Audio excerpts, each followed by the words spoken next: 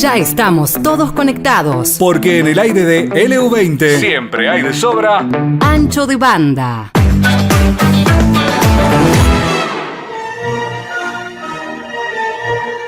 Y uno escucha esta música y enseguida se pone así como que se le abren las puertas, ¿no? Como que se abren las puertas del Parque Jurásico y dice, vamos a ver los dinosaurios, estos que revivieron y todo. No tiene nada que ver con personajes de nuestra historia argentina que se hayan clonado y que hayan revivido. Pero bueno, Jurassic Park ha sido siempre una película referencia quizás para muchos, para poder acercarse al mundo paleontológico. Y así como tenemos el MEF, también tenemos obviamente el CONICET del CENPAT, que también tiene su área de geología y paleontología en Puerto Madryn. Allí está nuestro invitado para arrancar esta mañana. Él es doctor en la Universidad de Buenos Aires en el área de ciencias geológicas, es licenciado en ciencias biológicas y es investigador adjunto al CONICET desde el 2018 a la fecha. Así que obviamente que le vamos a estar dando la bienvenida a Ariel Méndez, que está con nosotros. ¿Cómo andás, Ariel? Buen día. ¿Qué tal? Buen día, ¿cómo estás, Pablo? Bueno, gracias por sumarte. Y fuera del aire, Ariel nos estaba contando, dice, se fue de la casa, dejó la casa, en vez de conectarse de la casa, podía estar tranquilo, y yo me voy a la oficina más tranquilo, me tomo el tiempo. Y la pregunta que nos llevó a contactarlo a Ariel fue decir, sí, hay una noticia que apareció, lo vimos en el diario El País, en España, que dice que los dinosaurios no rugían. ¿Cómo Como que en no? Jurassic Park. Entonces decís, pará, viejo, nos estuvieron mintiendo todo este tiempo, Ariel. Yo que pensé que nada, no, sino que aparentemente, sí, hermoso lo mío, podían cantar como si fueran pajarillos. Ariel, ¿cómo es esta Pajarillos. noticia? Sí, bueno, pajarillo, una forma de decirlo.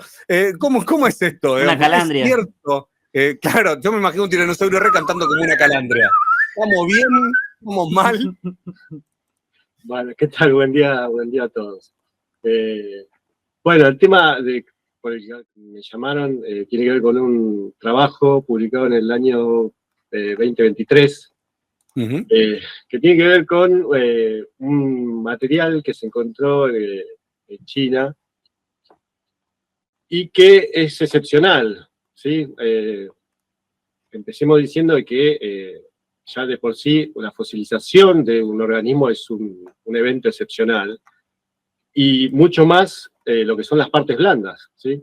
Generalmente lo que encontramos nosotros son las partes duras, como pueden ser en el caso de los vertebrados, los huesos o los dientes.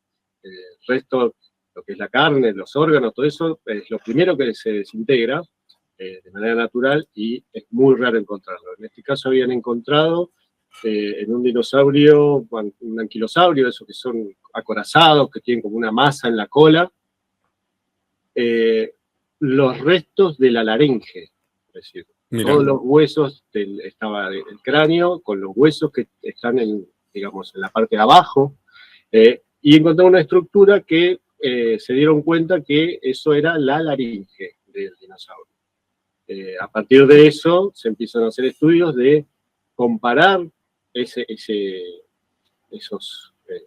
restos fosilizados para ver si se parecían a los de los reptiles o se parecían a los de las aves.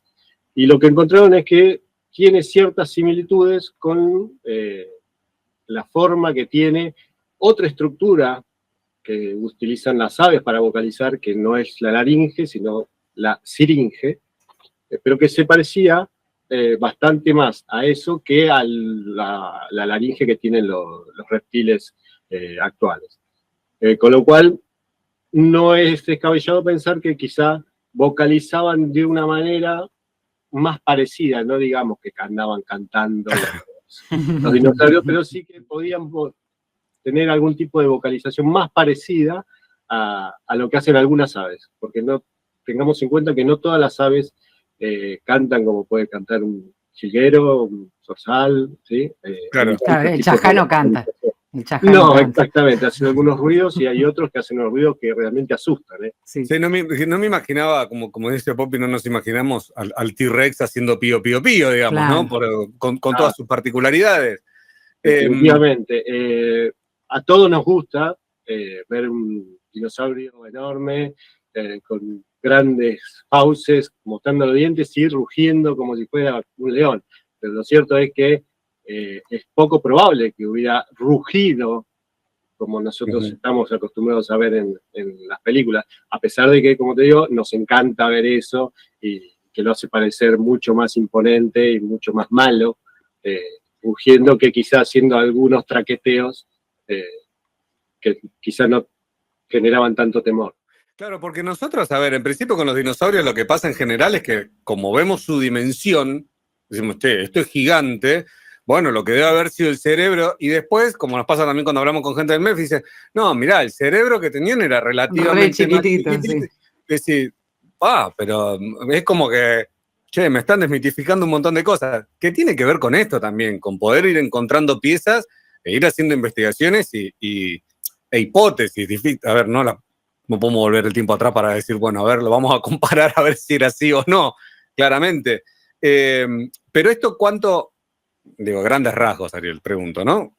¿Cuánto cambia esto? Es decir, mirá, capaz que no hacían este ruido, capaz que hacían este otro.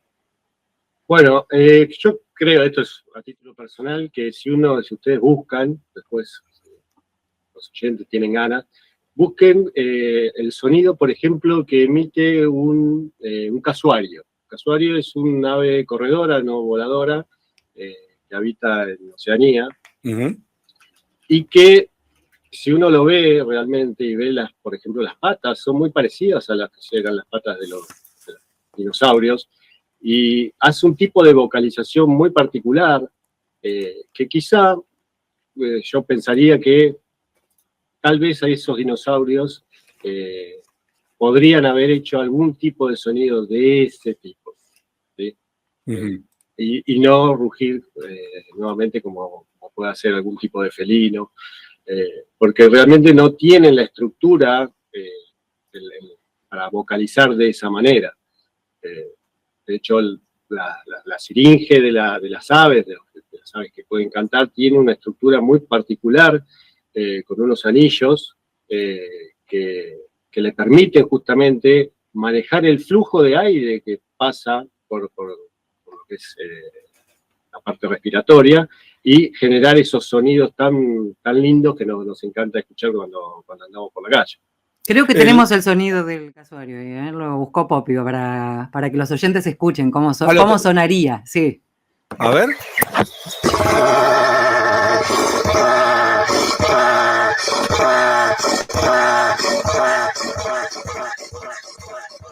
Podría hacer una manifestación contra Román Riquelme tranquilamente, pero más allá del chiste.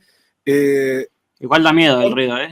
Sí, bueno, yo te voy a decir, el sonido solo, porque vos no lo ves después ves la imagen del casuario, Ariel, y lo ves y dice, ay, mirá qué lindo, parece un pavo real. Sí.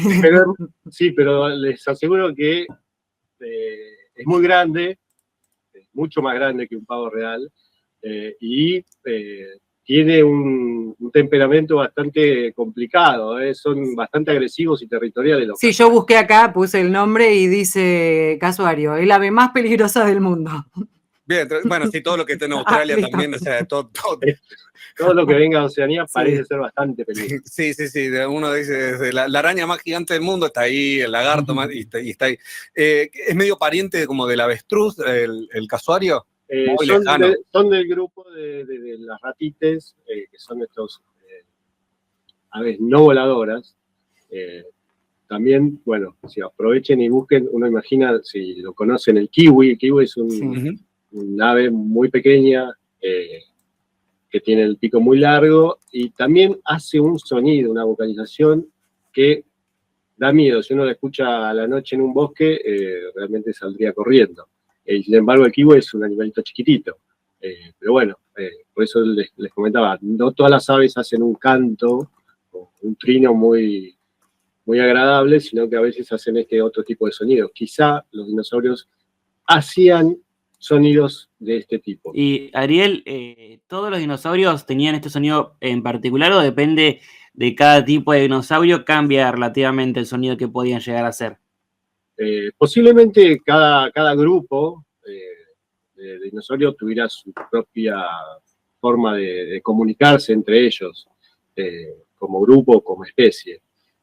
Lo que es bastante llamativo de este hallazgo de la laringe es que si uno piensa que tiene una forma, esa laringe, que se parece un poco más a la forma de la siringe de las aves, imaginaría que es un grupo de dinosaurios que está cercanamente emparentado con las aves. Recordemos que las aves son dinosaurios, las aves actuales son dinosaurios.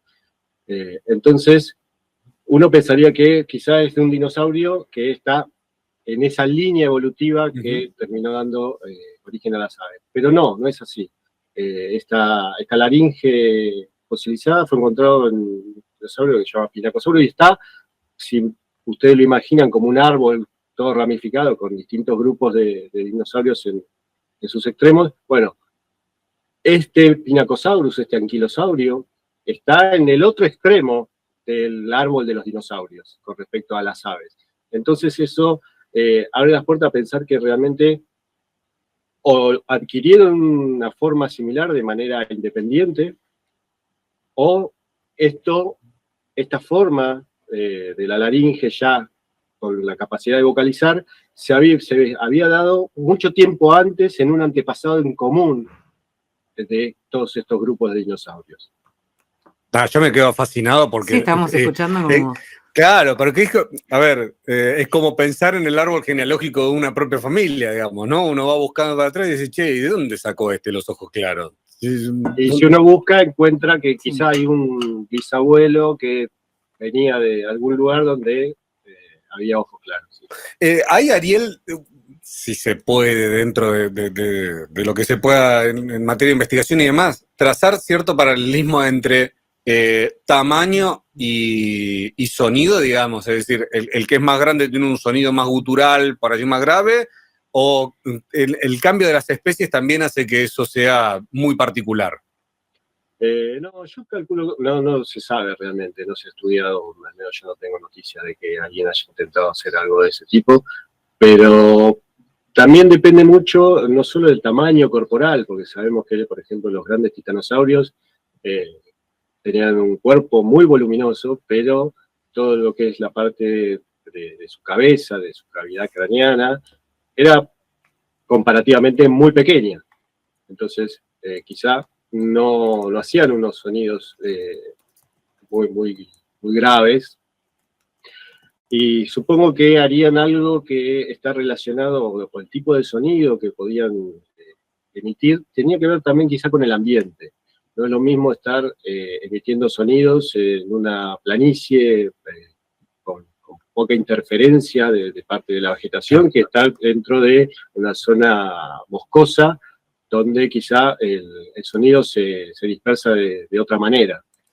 Por eso también, en la actualidad, las vocalizaciones que pueden tener las aves deben ser, porque no lo sé realmente, habría que hablar con alguien que se dedique al estudio del canto de las aves, si cambia y cuánto cambia dependiendo del hábitat en el que están las aves. Claro, a ver, si es una zona, no sé, por decirlo groseramente, en la zona amazónica quizás la necesidad de que eso, en cuestión sonora, digamos, los agudos se pierden entre los árboles, entonces tendrá un sonido mucho más gutural y mucho más grave para que se pueda transferir por vibración y demás. Qué comentario nerd que acabo de hacer, Ariel, te pido mil disculpas. ¿Cómo viaja el sonido a través de los árboles? No, pero está bueno pensarlo así también, porque uno dice, bueno, yo me lo imagino como decíamos, ¿no? Me imagino al dinosaurio con un tono como gutural o bien grueso, y en realidad el dinosaurio era inteligente, tenía que pensar cómo transmitir el sonido a través del lugar donde vivía, y es increíble imaginártelo así. Sí, creo que también, Ariel, con los dinosaurios nos pasa esto, que como son tan viejos, tan antiguos, por ahí nos hacemos la idea de que en realidad eran muy torpes, por su tamaño, por lo que fuera. Hay como una seguidilla de prejuicios uno atrás de otra que a medida que van apareciendo papers dicen, che, no, mirá, los dinosaurios eran mucho más vivos de lo que vos crees. No, mirá vos. Probablemente, no sé si fuera la palabra de decir que eran más vivos, pero sí que, pudieron como grupo adaptarse muy bien. Tenemos que tener en cuenta que habitaron la Tierra durante 150 millones de años. Eso nos marca que como grupo realmente fueron exitosos. Conquistaron prácticamente todos los ambientes y obviamente duraron mucho tiempo, entonces seguramente algunas cosas bien hacían como para mantenerse. Ariel, la última por mi parte, para cerrar mi pregunta y darle pie quizás a una próxima entrevista sobre este tema. Los dinosaurios, además, en el último tiempo se ha, no sé si descubierto o que quizás tenían plumas también.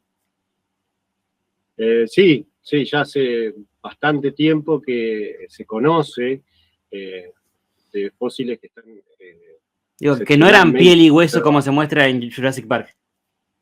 No, en las últimas entregas de la saga, sobre todo en la segunda trilogía, ya se muestran varios de estos dinosaurios con plumas, porque se han encontrado, sobre todo en China, donde tienen unos yacimientos con una preservación excepcional, las improntas, ¿sí?, pegadas a los huesos de plumas o plumas primitivas, protoplumas que le llamamos. No eran plumas como la de las aves, tan especializadas, porque las aves tienen toda una suite de plumas sumamente especializadas, dependiendo del ambiente justamente en el que viven las aves. Y sí, lo que no sabemos es si todos tenían. Lo que sí podemos suponer que aquellos que están más cercanamente emparentados con las aves, posiblemente hayan tenido este tipo de protoplumas. Ariel, la verdad que veníamos por un sonido, nos vamos por las plumas, Sí. pero nos has abierto también un abanico de cosas para preguntar, y que es como dice Brandon, te vamos a volver a molestar algún sábado por la mañana. Ningún problema, me encanta. Porque Pero podés además, salir de tu casa, Ari, no es necesario que te vayas a la oficina. La próxima vez quizás me encantaría estar ahí con ustedes en el estudio. Pero Bueno, sí, te esperamos acá. Por supuesto, te invitamos para eso también, porque la verdad es que, nada, da para pasión, porque además ustedes lo transmiten, digamos. Todo nos pasa esto con los que se dedican a la ciencia, que tienen una pasión por lo que hacen, que vos decís, che, van contra viento y marea con un montón de cosas y siguen adelante, y a nosotros nos gusta ponerlo de manifiesto eso también. Así que, Ariel, bueno, misión de gracias por este tiempo, por ponernos un poco en referencia de esto de los sonidos de los dinosaurios, y por dejarnos abierta la puerta ahí. Ahora quiero saber un poco más de las plumas, quiero saber un poco más de las especies, quiero saber un poco más, y quiero saber un poco más de China. ¿Por qué tanto en China parece? Pero bueno, eso seguramente será para un próximo encuentro. Ariel, millón de gracias y un abrazo grande. gracias a todos.